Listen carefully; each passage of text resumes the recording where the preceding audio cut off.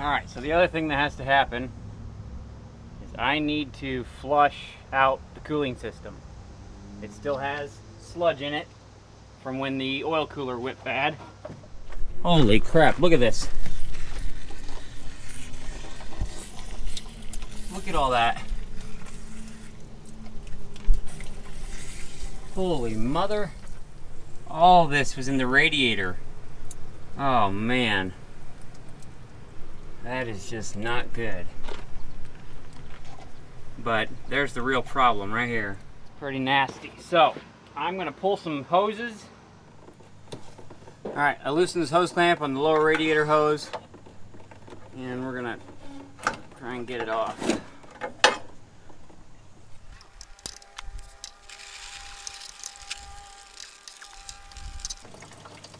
Surprisingly, there's actually some coolant in there, like yellow looking coolant. For as dirty as it was, I didn't think that was a chance in the world that would be the case. Because I didn't put any in, I only put water in this thing. Man, I got it off. I didn't have time to get the camera set up. There's the sludge. Still some green coolant in there, surprisingly. You can see the sludge coming out. We'll let this baby drain for a while, just sit here and drip drop. And we'll go from there. There's the sludge. And we're still getting some out of the other one. Man, look at that stuff. Just... it's peanut butter thick. I do not suggest putting it on bread. Make for a bad day. Man, these old engines are built like tanks to be able to run with that nasty sludge in it. It's just a testament to old engineering, not cost engineering. So I took off this hose from the overflow tank and just look how slow that sludge is leaking.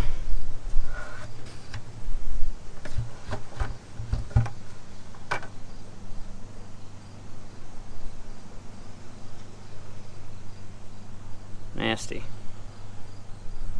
The whole tank is just lined with it. It's not full of it, but it is lined with it. And I might take that tank out and flush it with something. It's just bad. Really bad. But that's a big reason I got this truck so cheap. Is they thought the engine was blown. They thought the head gasket was bad, or the liners. The seal, or the O-ring seal for the wet liners was ruined. And nope. That went bad. The oil cooler. So as I showed you, we pressurized it. And I've been putting it through its paces, just making sure it works. It is running great, staying cool. And it's time to clean up the sludge. So we're gonna let this drip for a while, as long as we can. Try and get as much of it out as we possibly can. And then we're gonna mix up some Cascade. Basically it's like a dishwashing detergent. And then we're gonna flush the whole system multiple times. Get it up to operating temperature, drain it. Get it up to operating temperature, drain it. And try and get every trace of this nasty sludge out of here. So here's the concoction for cleaning the system. We're using some Cascade powder, dishwashing powder, and water. So we're gonna get, I don't know, about that much water. And we're gonna mix up the paste really thick.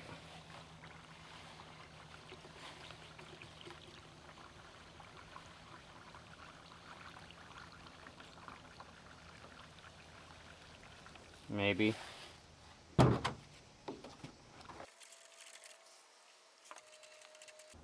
you want it so thick that it kind of suspends in there, but you don't want it so thick that it just sits at the bottom.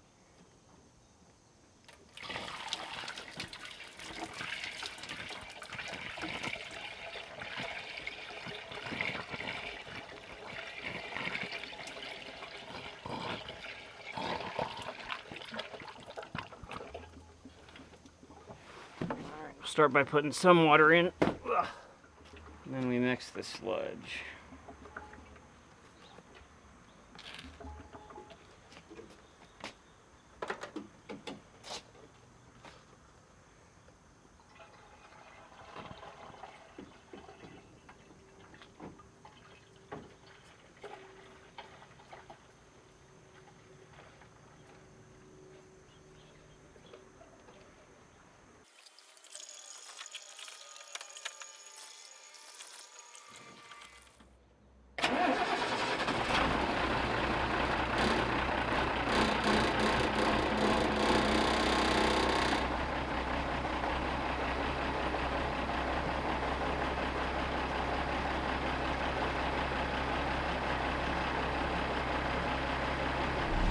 Alright, just got this thing back for a test drive.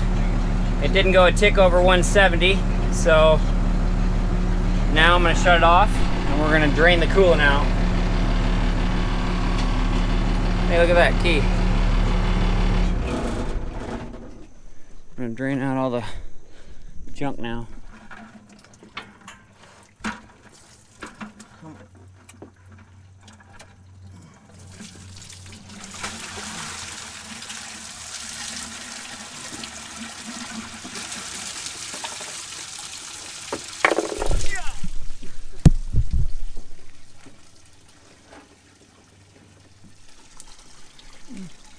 Actually looking pretty good.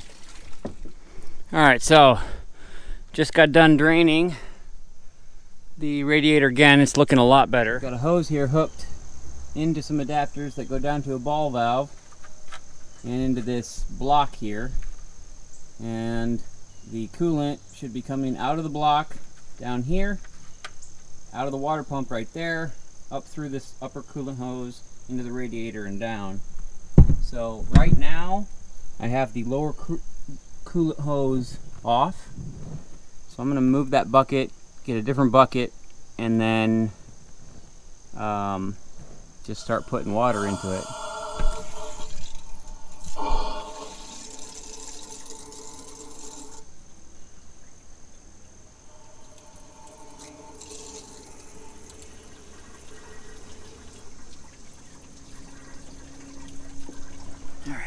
Alright, so last night I had this valve installed right here in this plug, and I forced water down in through there, and that is the thermostat housing. Well, I probably should have chosen this plug rather than this plug, because this pushed water towards the thermostat and dislodged it, I think. And so I already took it off, cleaned it up, put it back in, and it's still, what's happening is the second that the thermostat opens, it just goes really far towards 230 degrees. And so I made a new gasket for it and RTV'd it in there as well. It's not leaking at all, but I'm still having the same issues. So we're going to pull this thermostat housing off again. I want to pull the thermostat out and then run it, put it back together and run it that way, so I can find out if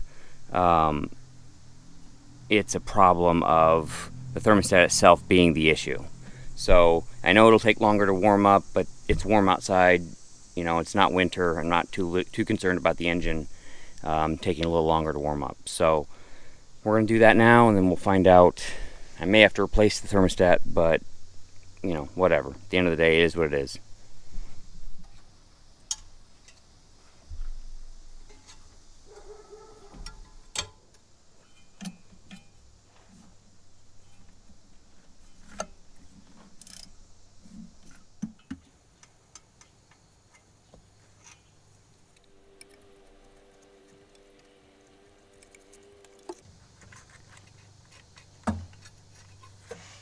Alright, so here's the thermostat housing.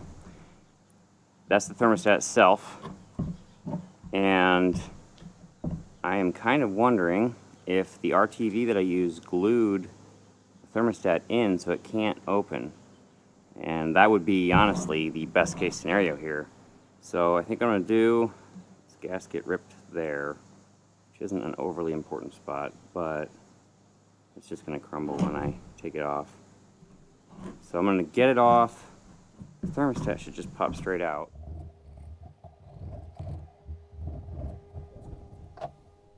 I'm gonna clean up in here.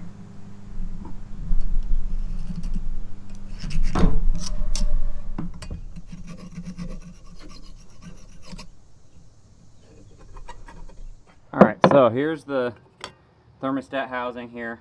And the thermostat drops right in. There's a seal in there that looks good. So this is a 180-degree thermostat.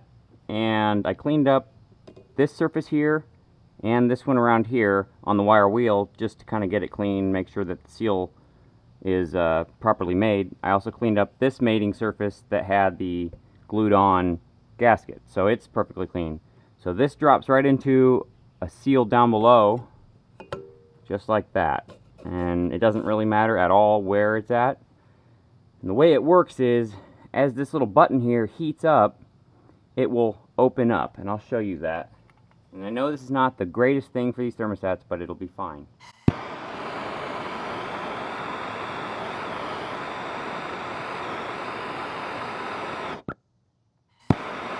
See it lifting? So what that's doing is that's now opening up, allowing coolant to pass through from the engine to the radiator so that it can be cooled through the cooling system. And I think what happened was when I had this gasket in there, enough RTV squeezed down in the gaps, not allowing this plate to open.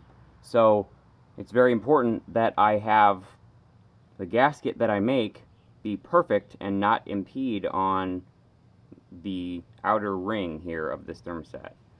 So, alright, so now I'm going to make a new gasket. That's hot.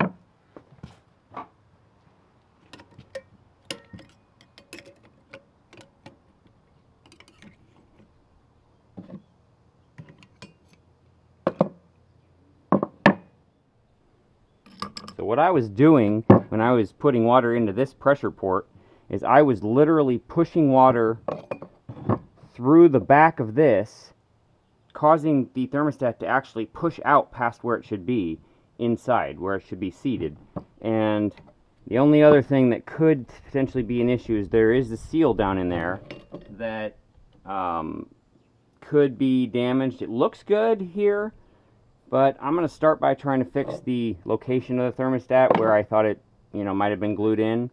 And if I still have the issue, then I'll probably resort to buying a new thermostat, which will come with a new gasket and a new inner seal in there. So we're going to use the ball peen method to make it. Take the gasket paper, and a lot of times I like to start with the holes, because those are not moving. Oh, shoot. Son of a...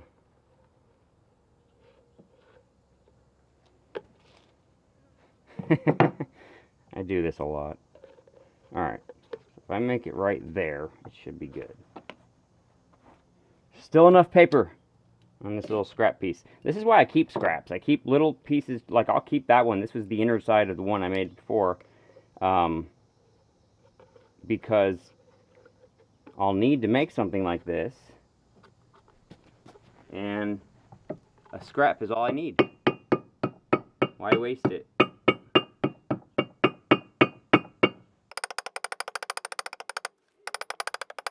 You just take your hammer and you work your way around the outside. The flat edge, a lot of times, will work really well on the outer edges. Except for if you get too close to, like rounded places, then I turn over and use the ball end of it.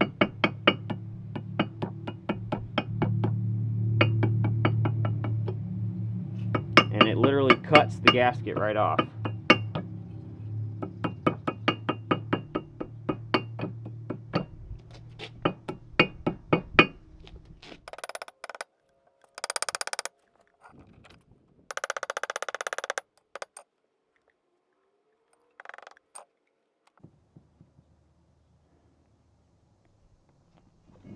So now some people are going to say put bolts in the holes, and yeah, it would help, but at the end of the day I'm impatient. And I've done enough of them that I know what I'm doing. Or at least I know enough to be dangerous.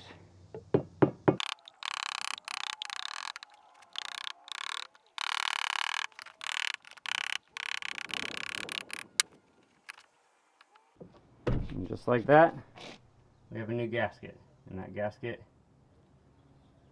will seal up well. Stick that piece in the stash.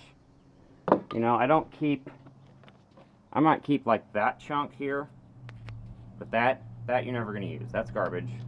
The old one's garbage.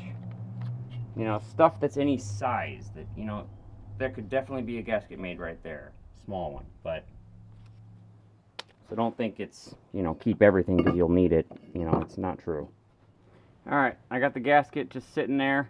I put the bolts in backwards just to kind of hold the gasket.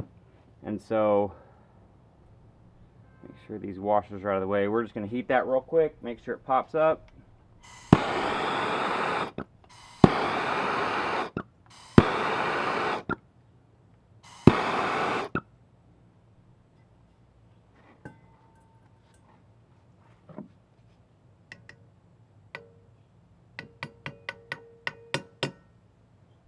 I'm wondering if it's binding because it didn't come straight up just now.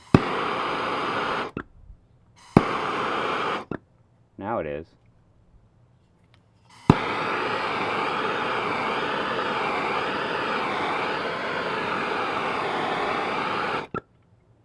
So maybe I need to seat it right, or maybe the heat isn't completely perfect around that button because I'm using a torch and it's not got hot water doing the work. But either way, that gasket's going to work. It is going to be perfectly around there and not going to impede on that. I'm not going to use RTV. I'm going to use grease. I'll put grease on both sides of the gasket. 2 reasons: it'll stick the gasket to the metal, making it easier for installation, and the second reason is it will also take up any little minute gaps between the casting, the gasket, and the actual piece on the motor itself. Alright, got the gasket all greased up on there. I'm gonna put it right back on there. I cleaned up the surface where it mounts, and we'll see if it works. As you can see, my temperature is steadily gaining. We're at almost 210. It's night and the lights in here suck. But we're just passing 210. And I'd say the thermostat is not working properly.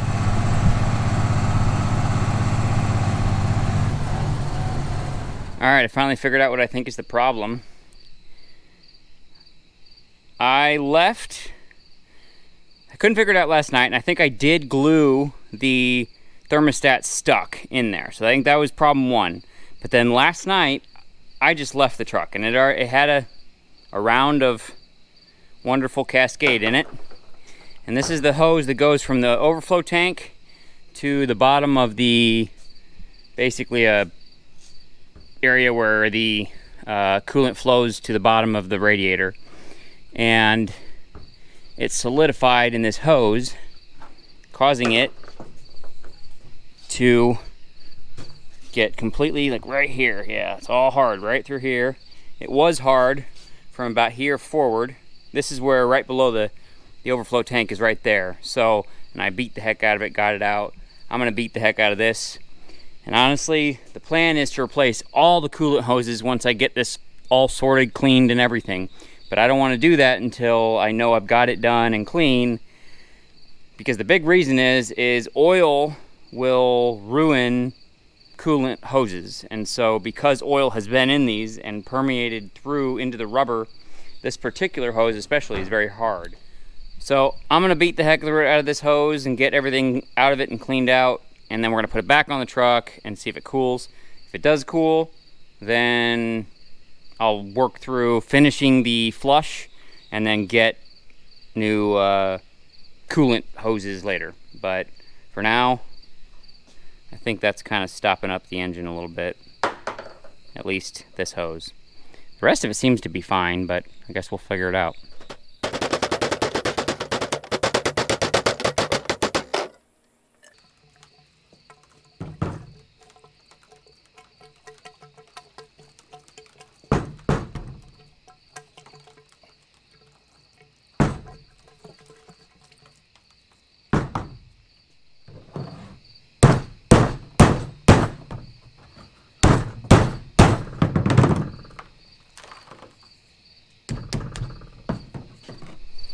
Alright, well, there's the carnage.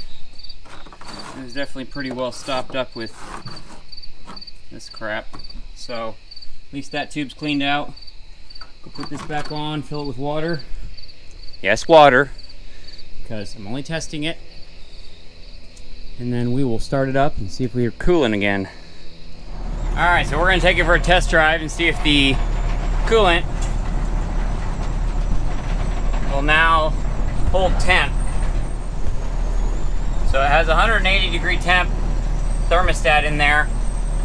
And right now we're, I don't know, maybe 120. All right, we're staying cool. 180, not going to tick over it. Yeah, buddy. This thing drives like, man, it's awesome. Drives really, really well. Shifts well. It's a 5-speed. Should have a high and a low, but it's not hooked up as far as I know.